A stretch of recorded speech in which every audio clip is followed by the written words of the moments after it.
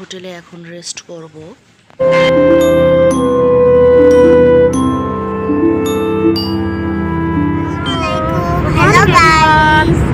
আমরা এখন শিলিগুড়ি থেকে গ্যাংটকে যাচ্ছি। আর শিলিগুড়ি এখন বাজে সকাল 7:51, প্রায় 8টা বাজে। আমরা এখন হোটেল থেকে সরাসরি যাচ্ছি, সরি হোটেল থেকে না, আমরা এক আত্মীয়র বাসায় ছিলাম। আর আমাদের উনি খুবই কাছের মানুষ। আমরা এখন সরাসরি গ্যাংটকে যাচ্ছি।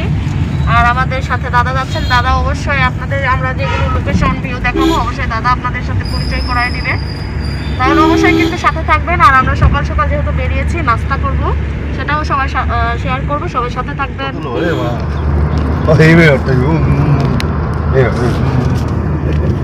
আমাদের স্কুলে বড় বড় আমাদের স্কুল আসতো একটা মানুষ। আচ্ছা, আমরা এখন শিলিগুড়ি থেকে কোথায় যাচ্ছি? গ্যাংটকে যাচ্ছি। রোড কি একটাই না দুটা? একটা যাওয়া না না, রুট একটাই দাদা। রুট কয়টা যাওয়ার? একটাই রুট। না না, ক্রসিং গ্যাংটক যাওয়ার দুটো ওয়ে আছে। না, একটাই রোড। যখন ভাঙে যায় তখন এটা হচ্ছে জঙ্গল সাফারি পার্ক শিলিগুড়ি। এইটা কেমন দাদা? ভালো দেখা যায় ঢুকলে বাঘটাক। হ্যাঁ, ইস, আমরা তো কালকে আসতে পারতাম। আমরা একটা করছিলাম, রাতে তো অ্যালাউ নাই না? না না না, আমরা তো ছিলাম রাতে আসতে পারতাম। এটা সকাল থেকে 4টা অবধি। সকাল থেকে 4টা তাহলে আমরা আসতে পারতাম। আমরা তো জানতাম না। একটা করছিস খালি দেয়, ঘন্টা দেখা যায়, হাতে দেখা যায়। কি কি আছে দাদা এখানে? বাঘ আছে, হরিণ আছে, বাঘও আছে। হাতি। আমরা পবিতরাতে গেলাম, কিছুই ছিল না তেমন। গরু ছিল, গরু গরু গাছ, গরু এই যে গরু আছে। Border police. দাদা নেপালে ছিলাম। বুঝতে পেরেছেন? এই যে আমার মেয়ে গরুটা কি করেছে? নাও, পুরোটাই নাও। আমি ছবি নিব। বাগান দেখবে। আমার মেয়ে বলে এবার নাকি শুধুমাত্র বাগান দেখবো। কি বাগান জানো? ওই পাশে ভিডিও। ওয়াও, এইটা হচ্ছে তিস্তা ব্যারেজ না? তিস্তা নদী। তিস্তা তিস্তা রিভার। হ্যাঁ, তিস্তা রিভার। কই দিস্তা? হ্যাঁ দাদা, একটু জোরে জোরে বলে দেন, আমাদের একটু সুবিধা হবে। তিস্তা রিভারে। তিস্তা রিভার।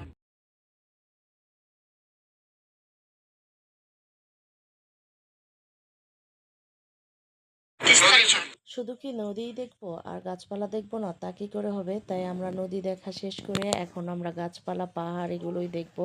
আর এত সুন্দর সুন্দর গাছপালা, বন জঙ্গল দেখে তো রীতিমতো আমরা মুগ্ধ হয়ে গেছি। আপনারাও যারা সিকিম গ্যাংটকে আসবেন ঠিক রীতিমতো এরকম অবাক হয়ে যাবেন। অসাধারণ সুন্দর এই পরিবেশগুলো। আর যারা প্রথম আসবেন তারা তো অবশ্যই আমার মতো অবাক হয়ে যাবেন। আর আমি যেহেতু আগেও পাহাড় বনাঞ্চল দেখেছি, কিন্তু এত সুন্দর এই পরিবেশ মনোরম দৃশ্যগুলো দেখে কিন্তু দাঁড়ান একটু নিঃশ্বাস নিয়ে নেই, কারণ কথা বলতে বলতে একেবারে গলা শুকিয়ে গেছে। আর যেহেতু শীতকাল হলেও কিন্তু গলা বেশি শুকিয়ে যায়। আর এরই মধ্যে এই যে আমার দুইটা বান্দর বন্ধু, আমার মেয়ে বলছে মা ওদেরকে নিয়ে যায় একটু বাদাম একটু কলা দিয়ে আসি। আবারও গলা শুকিয়ে গেছে। আমি বললাম ঠিক আছে যাও। আর এখন বলতে বলতে আমরা এই যে চলে এসেছি যেই এই জায়গাটার নাম আমি জানি না এক্স্যাক্টলি। আমরা এখন এখানে সকালের ব্রেকফাস্ট করব। আমরা যেহেতু সকাল সকাল বের হয়েছি নাস্তা না করেই, তাই মাঝপথে একটু নাস্তা করে নেব। আর নাস্তা করার জন্য তো অবশ্যই আমাদেরকে ভেতরে যেতে হবে। আর যাওয়ার আগে আপনাদেরকে এই পাহাড়ি দৃশ্যগুলো আপনাদের সাথে শেয়ার করলাম। আর আমার মেয়েটা কিন্তু খুবই ছটফটে দুরন্ত। একটা বিয়ে গাড়ি যাচ্ছিল, বিয়ে গাড়িতে এসে বলছে মা আমরা এখানে বরযাত্রী হয়ে যাব। আর সে সেলফি তোলা নিয়ে ব্যস্ত, এখন সেলফিও উঠিয়ে নিল। এরপরে আমরা ভিতরে চলে গেলাম নাস্তা করতে। নাস্তার জন্য তো আমার মেয়ে একেবারে মোমো খাবে, এই খাবে সেই খাবে, কিন্তু আমি বাবা রুটি আর পুরি পাগলা, এই জন্য পুরি রুটি সবজি এগুলোই খাবো। কিন্তু খাবারের তুলনায় কিন্তু এখানে খাবারগুলো অনেক মজাদার টেস্টি, দামটা একটু বেশি যদিও, কিন্তু খাবারগুলো কিন্তু খুবই অসাধারণ ছিল। আর এই পরিবেশটাও কিন্তু খুবই সুন্দর, ভালো, খুব সুন্দর তাদের পরিবেশন। লুচি, রুটি, পুরি, ঘুগনি আর কাঁচামরিচ পেঁয়াজ দিয়েছিল সাথে। আর এখানকার চা এক কথায় অসাধারণ। আর চা যারা খেয়েছেন তারাই কেবল জানে। নাস্তা শেষ, আমরা আবারও রওনা দিলাম। তাই বকবক না করে চলুন সবাই রওনা দিই। দাঁড়িয়ে ঝামেলা দেখ দেখ দেখ দেখ গাছ আছে বুঝলি বুঝলি ওই যে ওই যে বাদর এদের ভয় করে না, কমলা বেঁচেছে পাশে বান্ধব। বান্দর নিয়ে গেলে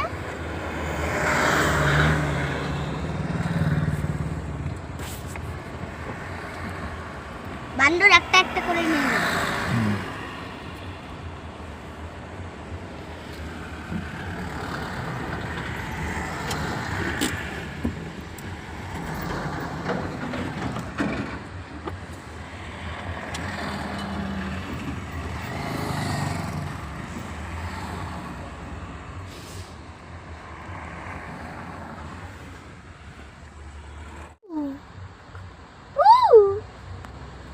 এবার করো।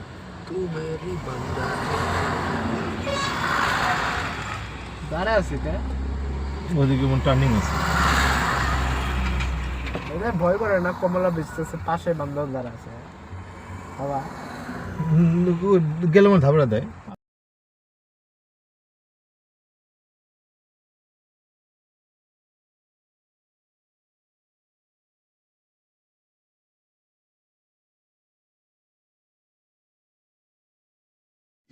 সিকিমে আসার সময় রাস্তার চতুর সাইডেই যেটা দেখলে আপনারাও অবাক হয়ে যাবেন, আর সেটা হচ্ছে আমাদের অনেকেরই বন্ধু, বাচ্চাদের তো অনেক প্রিয়।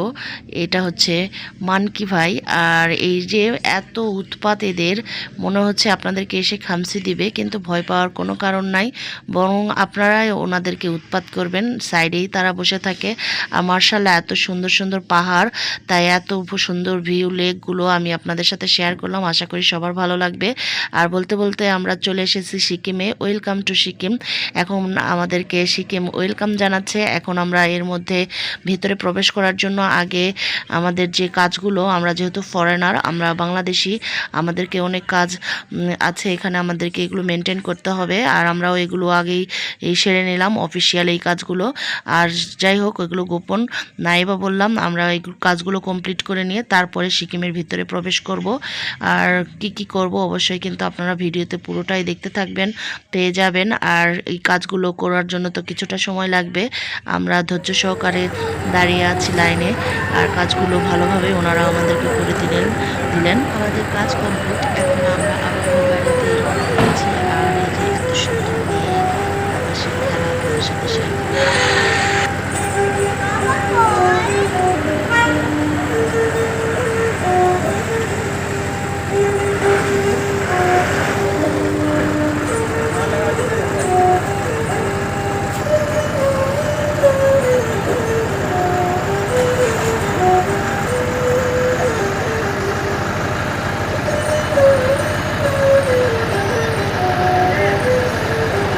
বাবা কই?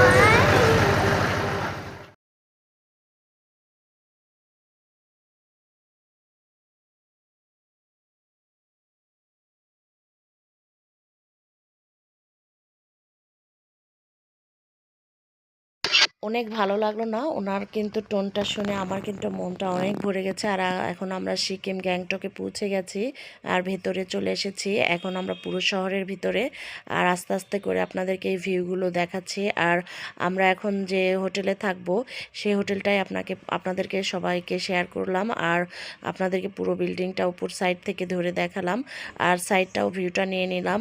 আর এখন ইতিমধ্যে আমরা লাগেজগুলো আমাদের ড্রাইভার গাড়ি থেকে নামিয়ে দিচ্ছে, আর হোটেলের কর্তৃপক্ষরা এসে আমাদেরকে রিসিভ করছে। যাই হোক, মার্শাল্লাহ অনেক সুন্দর, এক কথায় অসাধারণ, আলহামদুলিল্লাহ।